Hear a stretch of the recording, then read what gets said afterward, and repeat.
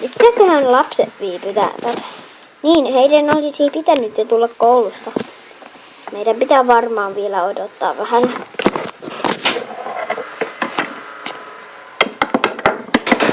Mä oon mun parhaita.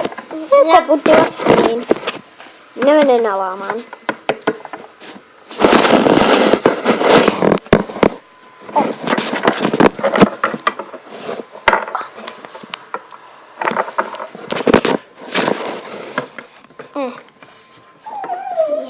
Toi on poika siis tää. Joo. Niin, aha, tulkaapas sisään. Meillä on täällä kaikkea. Ai niin, tehän olette meidän perhettä. No mitä väliä? Tulkaa sisään. Vaikka te tulitte vasta tänään tänne, koska me adoptoimme teidät eilen ja te ette ollut vielä täällä silloin. Au, älä kaada mua. Oikeesti sä oot tosi ärsyttävä. Ai kuka? Mene tänne. Mä nukun tässä.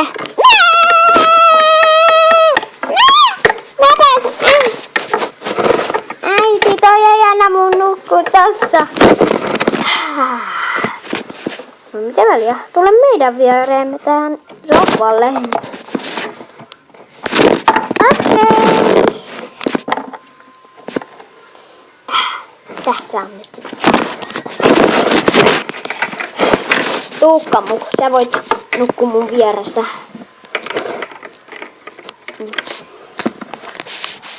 Yön jälkeen.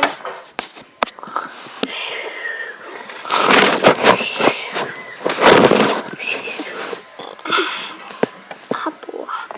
Meillä alkaa tänään eka koulupäivä. Noilla päivä. Mutta minulla alkaa eskari. En tykkää.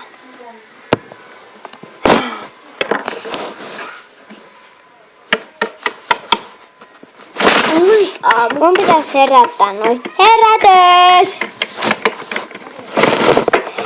Meillä on kiire kouluun.